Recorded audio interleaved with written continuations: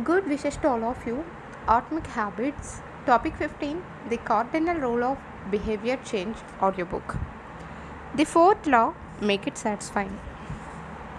In the late 1990s, a public health worker named Stephen Luby left his hometown of Omaha, Nebraska, and bought a one-way ticket to Karachi, Pakistan. Karachi was one of the most populous cities in the world.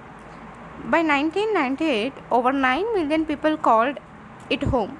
It was the economic center of Pakistan and a transportation hub, with some of the most active airports and seaports in the region. In the commercial parts of town, you could find all of the standard urban amenities and bustling downtown streets. But Karachi was also one of the least livable cities in the world. Over 60% of Karachi's residents lived in squatter settlements and slums. These densely packed neighborhoods were filled with makeshift houses cobbled together from old boards, cinder blocks, and other discarded materials. There was no waste removal system, no electricity grid, no clean water supply. When dry, the streets were a combination of dust and trash. When wet, they became a muddy pit of sewage.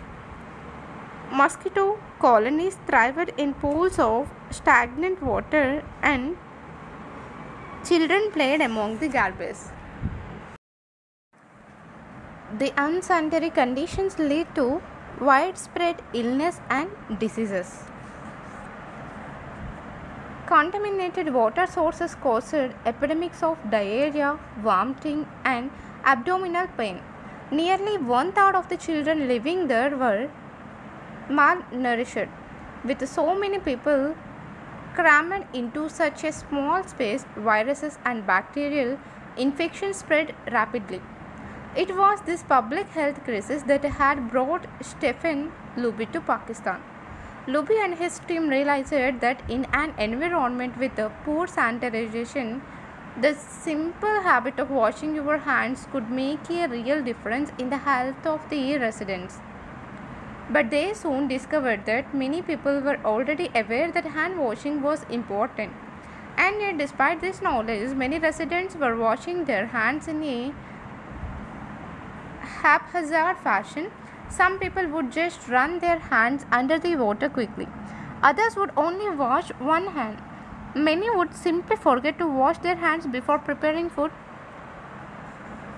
Everyone said hand washing was important, but a few people made a habit out of it. The problem wasn't knowledge, the problem was consistency. That was when Luby and his team partnered with Procter and Gamble to supply the neighborhood with a Safeguard soap. Compared to your standard bar of soap, using Safeguard was a more enjoyable experience. In Pakistan, Safeguard was premium soap. Luby told me the study participants commonly mentioned how much they liked it. The soap foamed easily, and people were able to lather their hands with suds. It smelled great. Instantly, hand washing became slightly more pleasurable. I see the goal of hand washing promotion not as behavior change, as habit adoption. Luby said it is a lot easier for people to adopt a product that provides a strong positive sensory signal. For example, the mint taste of toothpaste, that it is to adopt a habit that does not provide pleasurably sensory feedback, like flossing one's teeth. The marketing team at Procter and Gamble talked about trying to create a positive hand washing experience. Within months, the researchers saw a rapid shift in the health of children in the neighborhood. The rate of diarrhea fell by 52%, pneumonia by 48%, and impetigo, a bacterial skin infection, by 35%. The long-term effects were even better. We went back to some of the households in Karachi 60 years after. Luby told me over 95% of households who had been given the soap for free and encouraged to wash their hands had a hand washing station with soap and water available when our study team visited. We had not given any soap to the intervention group for every 5 years, but during the trial, they had become so habituated to wash their hands that they had maintained the practice. It was a powerful example of the fourth and final law of behavior change: make it satisfying. We are more likely to repeat a behavior when the experience is satisfying. This is entirely logical. Feelings of pleasure, even minor ones like washing your hands with soap that smells nice and lathers well, are signals that tell the brain, this feels good. Do this again next time. Pleasure teaches your brain that a behavior is worth remembering and repeating. Take the story of chewing gum.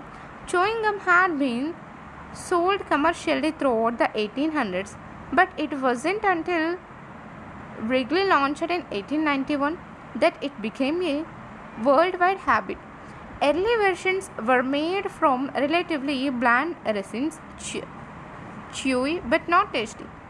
Wrigley revolutionized the industry by adding flavors like spearmint and juicy fruit, which made the product flavorful and fun to use. Then they went a step further and began publishing chewing gum as a pathway to a clean mouth. Advertisements told readers to refresh your taste. Tasty flavors and the feeling of a fresh mouth provided little bits of immediate reinforcement and made the product satisfying to use. Consumption skyrocketed and Wrigley became the largest chewing gum company in the world. Toothpaste had a similar trajectory. Manufacturers enjoyed great success when they added flavors like spearmint, peppermint, and cinnamon to their products. These flavors don't improve the effectiveness of toothpaste. They simply create a clean mouthfeel and make the experience of brushing your teeth more pleasurable. My wife actually stopped using Sensodyne because she didn't like the aftertaste. She switched to a brand with a stronger mint flavor which proved to be more satisfying. Conversely, if an experience is not satisfying, we have little reason to repeat it. In my research, I came across the story of a woman who had a narcissistic relative who drove her nuts.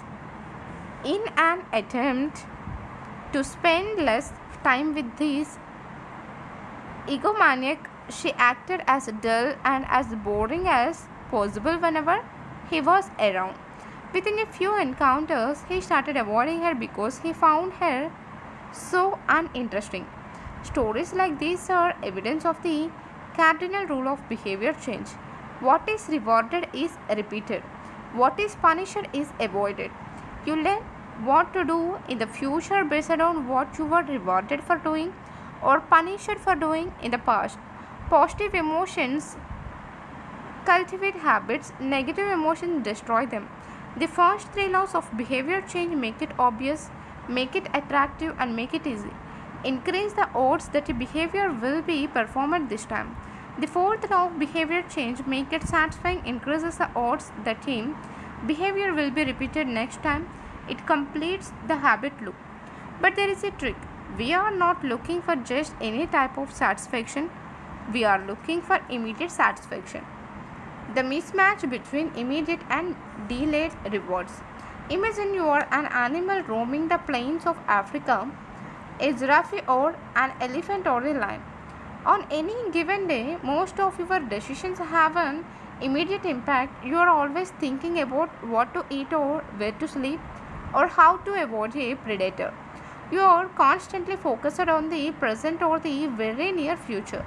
You live in what scientists call an immediate return environment because your actions instantly deliver clear and immediate outcomes. Now switch back to your human self. In modern society, many of the choices you make today will not benefit you immediately. If you do a good job at work, you will get a paycheck in a few weeks. If you exercise today, perhaps you won't be overweight next year. If you save money now, maybe you will have enough for retirement decades from now. You live in what scientists call a delayed return environment because you can work for years before your actions deliver the intended payoff. The human brain did not evolve for life in a delayed return environment. The earliest remains of modern humans, known as Homo sapiens sapiens, are approximately 200,000 years old. These were the first humans to have a brain relatively similar to ours. In particular, the neocortex, the newest part of the brain and the region responsible for higher functions like language, was roughly the same as 200,000 years ago as today. You are walking around with the same hardware as your Paleolithic ancestors.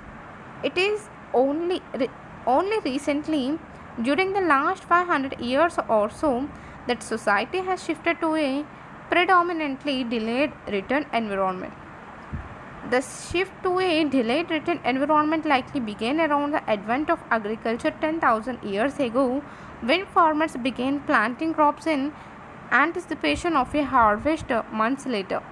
However, it was not until recent centuries that our lives became filled with delayed return choices, career planning, retirement planning, vacation planning, and everything else that occupies our calendars. Compared to the age of the brain, modern society is brand new. In the last 100 years, we have seen the rise of the car, the airplane, the television, the personal computer, the internet, the smartphone, and beyonds. The world has changed much in recent years, but human nature has changed little. Similar to other animals on the African savanna, our ancestors spent their days responding to grave threats, securing the next meal, and taking shelter from a storm. It made sense to place a high value on instant gratification. The distant future was less of a concern, and after thousands of generations in an immediate return environment, our brains evolved to prefer quick payoffs to long-term ones. Behavioral economists refer to this tendency as time inconsistency. That is, the way your brain evaluates reward is inconstant across the time. You value the present more than the future. Usually, this tendency serves as well. A reward that is at time right now is typically worth more than one that is merely possible in the future. But occasionally, our bias toward instant gratification causes problems. Why would someone smoke if they know it increases the risk of lung cancer? Why would someone overeat when they know it increases their risk of obesity? Why would someone have unsafe sex if they know it could result in sexually transmitted disease? Once you understand how the brain prioritizes reward, the answers become clear. The consequences of bad habits are delayed while the reward was immediate. Smoking might kill you in 10 years, but it reduces stress and eases your nicotine cravings now. Overeating is harmful in the long run, but appetizing in the moment. Sex, safe or not, provides pleasure right away. Disease and infection won't show up for days or weeks, even years. Every habit produces multiple outcomes across time. Time inconsistency is also referred to as hyperbolic discounting. Unfortunately, these outcomes are often misaligned with our bad habits. The immediate outcome usually feels good, but the ultimate outcome feels bad. With good chops, it is the reverse. The immediate outcome is unenjoyable, but the ultimate outcome feels good. The French economist Frederick Bastiat explained the problem clearly when he wrote, "It almost always happens that when the immediate consequence is favorable, the later consequences are disastrous and vice versa. Often the sweeter the first fruit of a habit, the more bitter are its later fruits. Put another way, the costs of your good habits are in the present, the costs of your bad habits are in the future. The brain's tendency to prioritize the present moment means you can't rely on good intentions. When you make a plan to lose weight, write a book, or learn a language, you are actually making plans for your future self. And when you envision what you want your life to be like, it is easy to see the value in taking actions with long term benefits. We all want a better lives for our future selves. However, when the moment of decision arrives, instant gratification usually wins. You are no longer making a choice for future you, who dreams of being fitter or wealthier or happier. You are choosing for present you, who wants to be full, pampered, and entertained. As a general rule, the more immediate pleasure you get from an action, the more strongly you should question whether it aligns with your long term goals. With a fuller understanding of what causes our brain to repeat some behaviors and avoid others, let's update the cardinal rule of behavior change. What is immediately rewarded is repeated. What is immediately punished is avoided. This can derail our decision making as well. The brain overestimates the danger of anything that seems like an immediate threat but has almost no likelihood of actually occurring.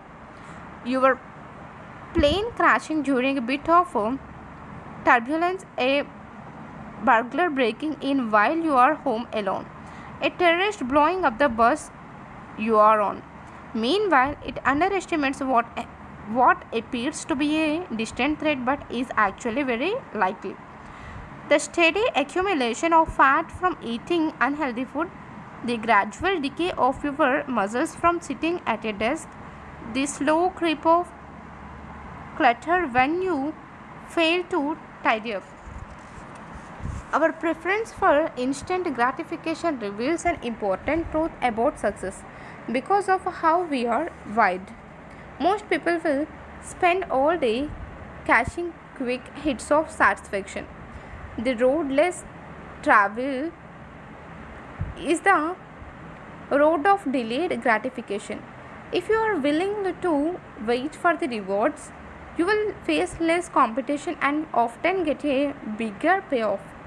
As the saying goes, the last mile is always the least crowded. This is precisely what research has shown. People who are better at delaying gratification have higher scores, lower levels of substance abuse, lower likelihood of obesity, better responses to stress, and superior social skills. We have all seen this play out in our own lives. If you delay watching television and get your homework done, you will generally learn more and get better grades. If you don't buy desserts and chips at the store, you will often eat healthier food when you get home. At some point, success in nearly every field requires you to ignore an immediate reward in favor of a delayed reward. Here's the problem. Most people know that delaying gratification is the wise approach. They want the benefits of good habits, to be healthy, productive, at peace. But these outcomes are seldom top of mind at the decisive moment. Thankfully, it's possible to train yourself to delay gratification, but you need to work with the grain of human nature, not against it. The best way to do this is to add a little bit of immediate pleasure to the habits that pay off in the long run and a little bit of immediate pain to ones that don't. How to turn instant gratification to your advantage. The vital thing in getting a habit to stick is to feel successful, even if it's in a small way. The feeling of success is a signal that your habit paid off and that the work was worth the effort. In a perfect world, the reward for a good habit is the habit itself. In the real world, Good habits tend to feel worthwhile only after they have provided you with something. Early on, it's all sacrifice. You have gone to the gym a few times, but you are not stronger or fitter or faster, at least not in any noticeable sense. It's only months later, once you shed a few pounds or your arms gain some definition, that it becomes easier to exercise for its own sake. In the beginning, you need a reason to stay on track. This is why immediate rewards are essential. They keep you excited while the delayed rewards accumulate in the background. What we are really taking about here, what we are really talking about here, when we are discussing immediate rewards, is the ending of a behavior. The ending of any experience is vital because we tend to remember it more than other phases. You want the ending of your habit to be satisfying. The best approach is to use reinforcement, which refers to the process of using an immediate reward to increase the rate of a behavior. Habit stacking, which we covered in chapter 5, ties your habit to an immediate cue, which makes it obvious when to start. Reinforcement ties your habit to an immediate reward, which makes it satisfying when you finish. Immediate reinforcement can be especially helpful when dealing with habits of avoidance, which are behaviors you want to stop doing. It can be challenging to stick with habits like no frivolous purchases or no alcohol this month, because nothing happens when you skip happy hour drinks or don't buy that pair of shoes. It can be hard to feel satisfied when there is no action in the first place. All you are doing is resisting temptation, and there isn't much satisfying about that. One solution is to turn the situation on its head. You want to make avoidance visible. Open a saving account and label it for something you want, maybe leather jacket, whenever you pass on a purchase, but put the same amount of money in the account. Skip your morning late. Transfer $5 on another month of Netflix. Move 10 over. It's like creating a loyalty program for yourself. The immediate reward of seeing yourself save money toward the leather jacket feels a lot better than being deprived. You are making it satisfying to do nothing. One of my readers and his wife used a similar setup. They wanted to stop eating out so much and start cooking together more. They labeled their savings account trip to Europe. Whenever they skipped going out to eat, they transferred $50 into the account. At the end of the year, they put the money toward the vacation. It is worth nothing that it is important to select short-term rewards that reinforce your identity rather than ones that conflict with it. Buying a new jacket is fine if you are trying to lose weight or read more books, but it doesn't work if you are trying to budget and save money.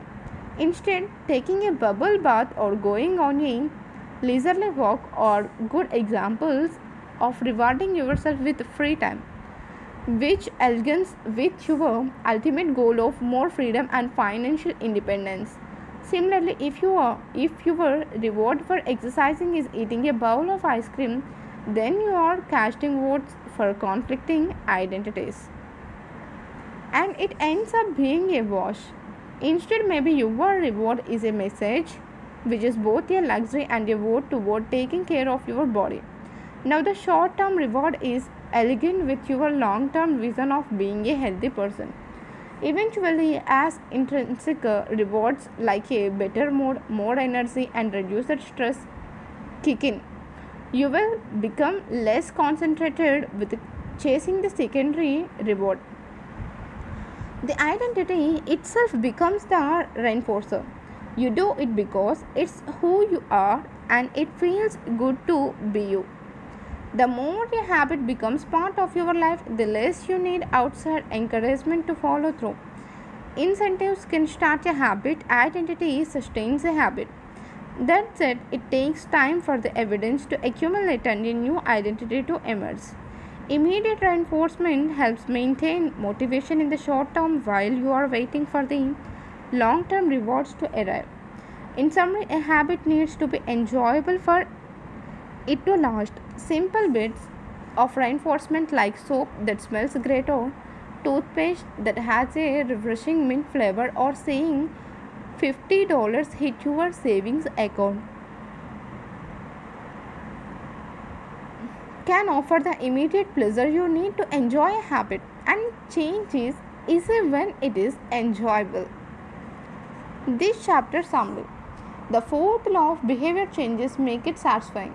We are more likely to repeat a behavior when the experience is satisfying.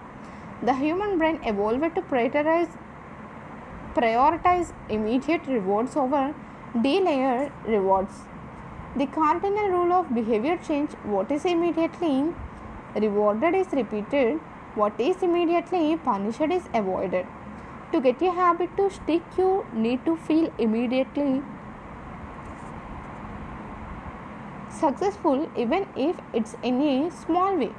The first three laws of behavior change: make it obvious, make it attractive, and make it easy.